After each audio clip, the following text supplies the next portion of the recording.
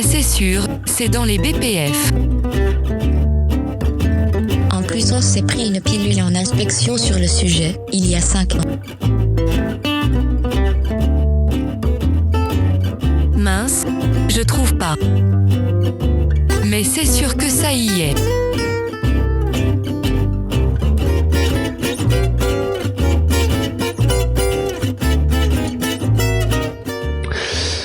Bonjour à tous et bienvenue dans cet épisode 33 de C'est marqué dans les BPF. Je suis toujours fort pour tenir le compte, je crois que ça tient. Et aujourd'hui avec nous, Arnaud. Arnaud, comment ça va ? Ça va bien, le compte est bon. Est-ce que Arnaud va recommencer directement sur les chapeaux de roue comme il avait fini le chapitre précédent ? On verra ça dans un instant. C'est vrai que notre humeur évolue quand même avec les épisodes qui avancent dans une même session d'enregistrement quand même. Hein. Je sais pas si vous pouvez le remarquer, les auditeurs qui les ont une semaine sur l'autre. Enfin bon. Et du coup, avec Arnaud, il y a aussi Mélanie qui sera notre lectrice aujourd'hui. Mélanie, comment ça va ? Ça va bien. Et tu sais quoi, c'est pas facile de compter les numéros parce que quand t'as annoncé le numéro, je me dis mais on est vraiment à celui-là ou pas ? Je peux comprendre que tu t'en mêles les pinceaux. Eh bien, du coup, nous allons commencer avec l'article 5.49 de Opération de conditionnement. Mélanie, c'est à toi. 5.49. Lors de l'établissement d'un programme de conditionnement, une attention particulière doit être portée à la limitation des risques de contamination croisée, de mélange ou de substitution. Des produits d'apparence semblable ne doivent pas être conditionnés à proximité les uns des autres, sauf s'il existe entre eux une séparation physique. Oh. On y arrive direct, Arnaud. Mais quoi ? Mais j'ai vu, moi j'ai vu plein de sites où tu pouvais avoir deux lignes côte à côte où tu avais des produits un peu similaires et il n'y avait pas de séparation physique. Bah si, il y a toujours une espèce de paroi entre les lignes. Si, t'as toujours des paravents. T'as des paravents, t'as des trucs pour séparer. Et, si jamais il y a un truc qui saute, ça ricoche. La palette de la ligne 1 et la palette de la ligne 2 et pour que tu sois bien séparé, quoi. Bah moi j'avais vu des sites où il n'y avait pas cette séparation physique. Bon. Et ils ont peut-être changé depuis. Vraiment équivalent d'une ligne à l'autre. Ouais, ils ont peut-être changé depuis, ouais, effectivement. C'était il y a quand même quelques temps, effectivement. Mais franchement, moi ça, j'ai toujours vu moi quand même. Hein. Ouais, et du coup, quand tu fais ton programme de conditionnement, c'est quoi ? C'est ton plan de conditionnement, ton planning sur la semaine et tout ? Et du coup, Je suis pas sûre que tu dises je fais pas le produit A et le produit B sur les lignes côte à côte parce que je suis à risque de contamination croisée. T'as tellement de choses à prendre en compte pour faire ton planning que, à mon avis... Et tu fais ça justement si t'as pas de séparation physique, mais dès que t'as une séparation physique, tu peux faire tes deux trucs similaires à côté, quoi. Loophole. Moi, je me rappelle avoir été il y a très longtemps, pour le coup, sur un site, alors c'était du shampoing, ok, Cosmeto. T'avais les deux lignes de remplissage et de conditionnement côte à côte. T'avais la ligne A qui faisait le produit, je vais pas le citer, mais un produit donné, d'un lot, on va dire le lot 1, et la ligne B qui faisait le même produit, le lot B. Et il n'y avait pas de séparation physique. Voilà. Merci, c'est tout pour moi. Ouais, mais t'as dit de la Cosmeto. Eh oui, mais quand même, je pense que c'est la même chose. Ils ont peut-être pas les mêmes contraintes en Cosmeto qu'en médicaments. C'était un site qui faisait de la Cosmeto et du pharma. D'accord. J'allais dire, si tu mélanges tes deux shampoings... Mais c'était sur des lignes de remplissage de shampoing. Ouais. 5.50. Avant le début de toute opération de conditionnement, il convient de vérifier que la zone de travail, les lignes de conditionnement, les machines à imprimer et tout autre matériel sont propres et débarrassés de tout produit, élément ou document utilisé précédemment et devenu inutile. Cette vérification de vide de ligne doit être effectuée suivant une procédure appropriée. Bam. Je te l'avais dit, ça allait arriver. C'est bien est devenu inutile. Parce que sur les lignes de conditionnement, quand t'enchaînes deux lots de suite avec des rouleaux d'étiquettes, machin et tout, les rouleaux d'étiquettes, ils sont pas enlevés. Ouais, des Alors visions tu vas partielles. enlever ceux qui sont imprimés Mais du coup, c'est bien que ça soit bien précisé, devenu inutile. Ouais, et puis là, du coup, si vous voulez plus de précision, on a fait une série de vidéos sur YouTube par rapport au vide de ligne. Autopromo. Autopromo. Académie de la qualité efficace, vide de ligne. Il y a tout, il y a les bases, comment améliorer, comment tracer, comment former. Enfin, c'est pas mal. Hashtag ad. 5.51. Le nom et le numéro de lot de chaque produit à conditionner doivent être indiqués sur chaque ligne ou poste de conditionnement. C'est bien. Ouais. Et ça, du coup, ça va justement avec la procédure. Enfin, du coup, c'est là où tu peux faire une espèce de combo assez intéressant avec le vide de ligne, justement. Allez voir les vidéos.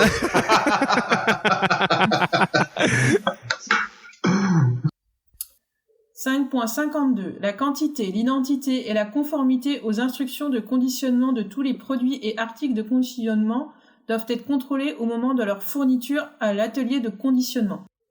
Ouais, bah, c'est les contrôles de démarrage, quoi. Enfin, les... Ouais, c'est ça. Ouais. C'est-à-dire que quand tu lances ton lot pour là, tel on te pays, dit que faut ça qu'il y ait doit la être notice. contrôlé au moment où tu le livres à l'atelier de conditionnement. Donc, c'est pas au moment de ton contrôle de démarrage, en fait. Ah, bah, c'est pas ça que je veux dire, ouais, Oui, c'est c'est sorti vrai. mal, mais c'est les contrôles de début de lot, quoi. C'est la livraison. Ouais, tu dois vérifier sur tes palettes que t'as bien les bons... Bah, ce qui vient avec ce qui a été demandé, bah, du coup, toi, tu prends avec ce que tu dois faire, et puis tu compares l'un avec l'autre, tu comptes tout, etc.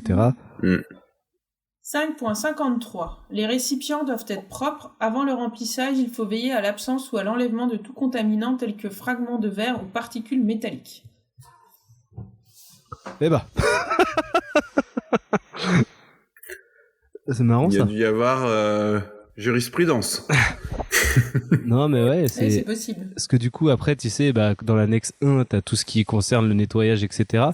Donc là, effectivement, pour tout ce qui va être pilulier, tout ce qui va être, ça va être le soufflage, en gros, c'est le soufflage des trucs, quoi, mais ça concerne pas donc parce que le conditionnement, là, on n'est pas du coup dans le conditionnement stérile, quoi. Non, bah bon, fragments de verre, ça peut être aussi ça peut être du liquide que tu remplis dans des flacons en verre. Hein. Oui, mais après, bah, il y a une précision vachement plus ample sur tout ce qui va être lavage, nettoyage, dépyrogynisation des flacons avant remplissage, quoi. Enfin, je veux dire, au bout d'un moment, si t'arrives à retrouver un flacon en verre dans ce bazar, une fois que t'as fait tout ça.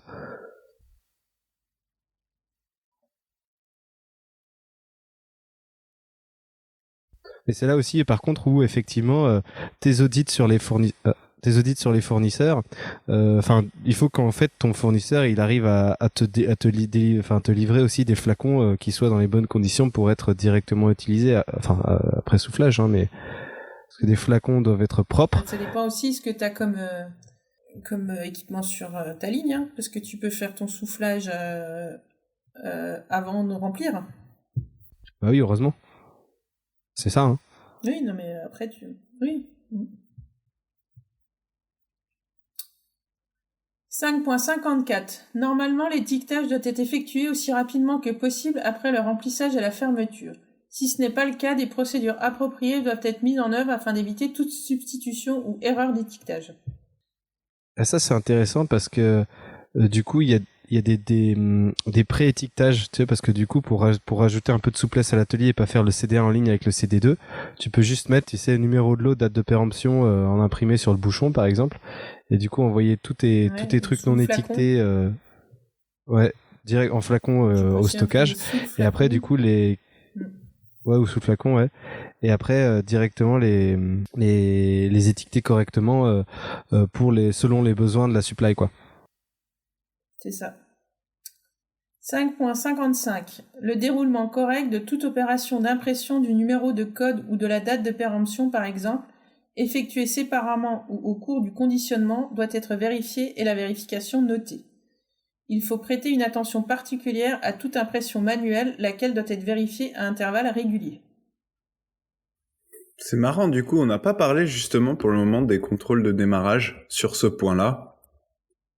Parce que là, le déroulement correct de toute impression du numéro... Alors oui, ça intègre le démarrage plus les IPC. Mais pour moi, je trouve que le contrôle de démarrage, il est ultra important, ultra critique sur la conformité de ces informations.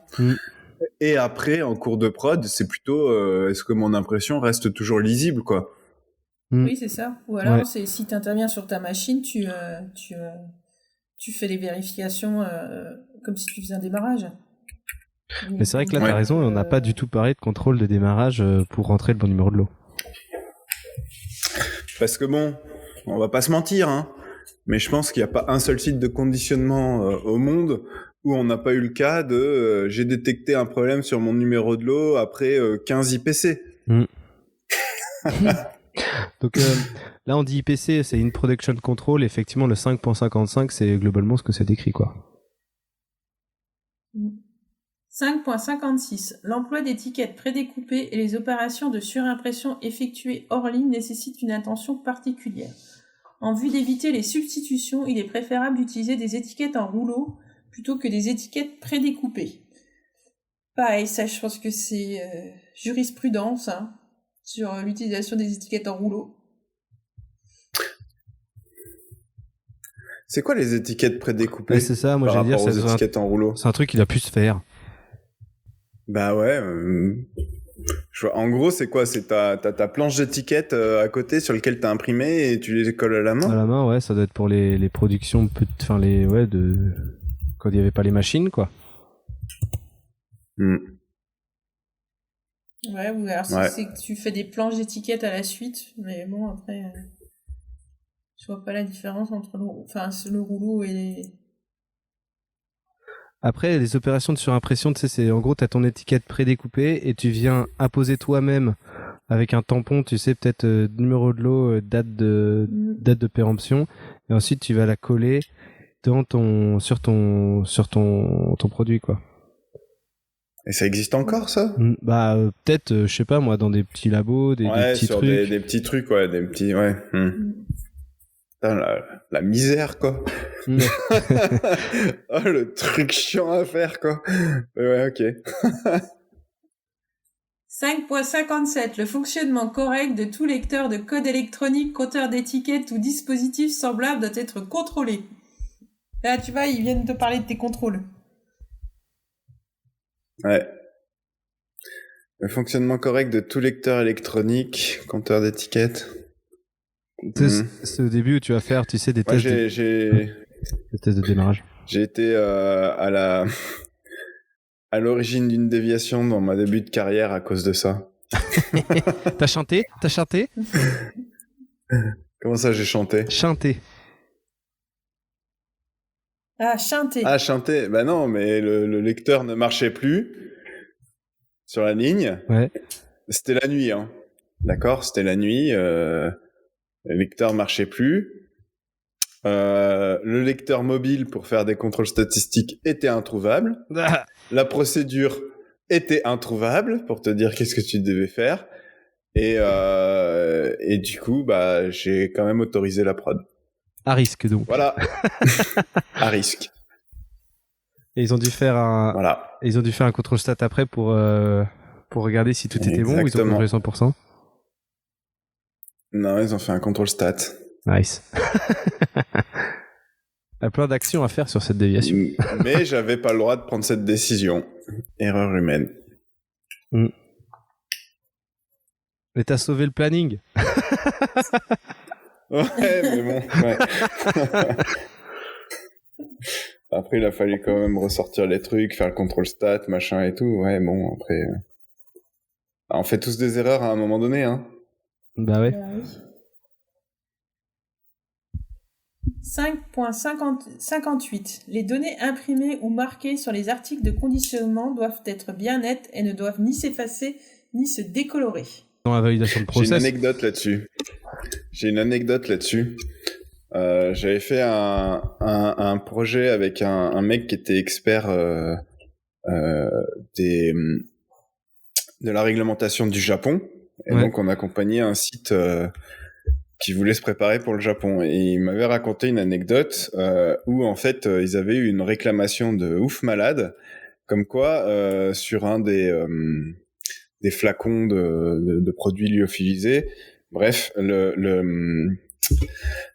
le numéro de lot s'était un peu effacé, décoloré.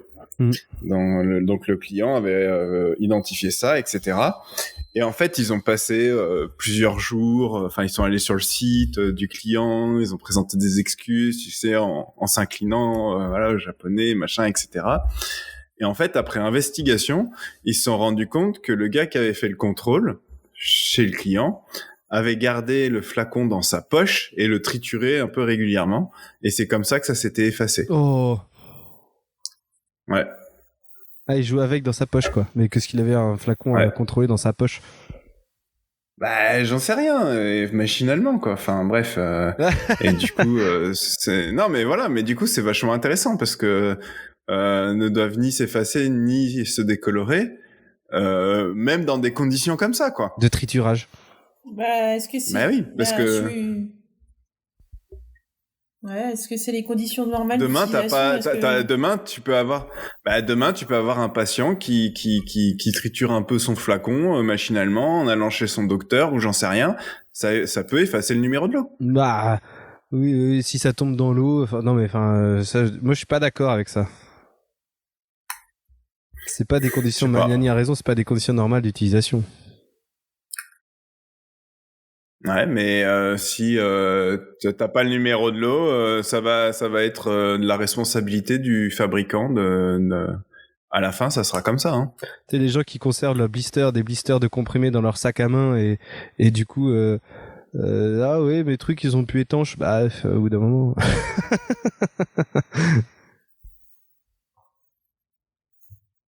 Nous, on avait des réclamations sur les suppos et on savait que cette réclamation-là, ça venait de gens qui l'avaient gardé dans la voiture parce que le suppôt, il avait fondu et il s'était J'en étais sûr. Parce qu'en fait, la bulle, elle se déplace de l'arrière sur le côté. Donc, tu vois, et là, tu veux répondre quoi? Tu dis la personne, vous avez pas utilisé... Enfin, c'est délicat, hein. Si tu peux pas le prouver... Mais tu peux pas non plus dire à la personne, vous n'avez pas utilisé dans les bonnes conditions. Des échanges. Bah, comme le gars qui a manipulé, trituré son flacon et qui a effacé le numéro de l'eau, tu peux pas prouver que c'est à cause de ça et du coup, bah voilà, c'est le laboratoire est responsable, quoi. C'est tout. Ouais, je pense pas que J'ai plombé l'ambiance. Non, mais je pense pas qu'on peut être responsable du mésusage des gens. Enfin, tu diras peut-être que si, en fait. C'est ce que je disais, là. Donc, le seul Lego que j'ai fait dans ma vie, il me manquait une pièce. Est-ce que c'est de ma faute? Est-ce que c'est pas de ma faute? Je n'en sais rien. J'ai cherché la pièce, je l'ai pas trouvée. Est-ce que je me suis trompée en montant? Est-ce que j'ai pas bien vidé mes sachets? En tout cas, j'ai écrit à Lego pour me dire, il me manque une pièce. Ben, en fait, ils ont juste dit, ok, on vous la renvoie, et ils sont pas posé la question si j'avais mal monté, si je l'avais paumé, si j'avais fait ci, si j'avais fait ça. Ils sont partis du principe que, service client, la personne, elle dit qu'il manque une pièce, ben, on renvoie pour qu'elle soit contente, quoi. Oui, après ça, il y a... Mais c'est plutôt après, est-ce que du coup, tu vas aller faire une action corrective sur ta ligne de remplissage Lego pour aller... peut-être tu vas faire une... Voilà, est-ce que tu fais une investigation pour savoir si effectivement cette pièce elle était manquante? À mon avis, ils doivent rien faire du tout. Hein. Bah oui. Non, parce que moi j'en ai construit des Lego dans ma vie et je peux t'assurer qu'il m'a jamais manqué de pièces, donc donc je pense que c'est statistiquement non représentatif, quoi. Ou alors ils ont une analyse statistique et qui disent au bout de X fois où il y a une réclamation pour le même sujet, ils vont se poser des questions. Tu peux aussi, parce que dans la commande de pièces qui manquent, ils te disent que éventuellement dans les 15 jours, tu peux être contacté pour s'ils ont besoin d'informations supplémentaires. Donc à mon avis, en 1, ils assurent le service client et c'est si l'élément il revient régulièrement, c'est là qu'ils creusent une investigation. Mais c'est là où faut établir la criticité de ta déviation, quoi. Si c'est méga critique de faire un truc, si c'est un pauvre truc, voilà, tant pis. C'est ça. Bon, et bien du coup, ça fait un peu plus longtemps qu'un contenu d'épisode, donc je pense qu'on va s'arrêter là pour ce sous-chapitre et on reviendra la semaine prochaine pour finir, je pense. Peut-être pas finir quand même. Il y a quand même quelques Le conditionnement au moins. Ouais, on finira le conditionnement. Très bien. Allez, à bientôt. À bientôt. À bientôt.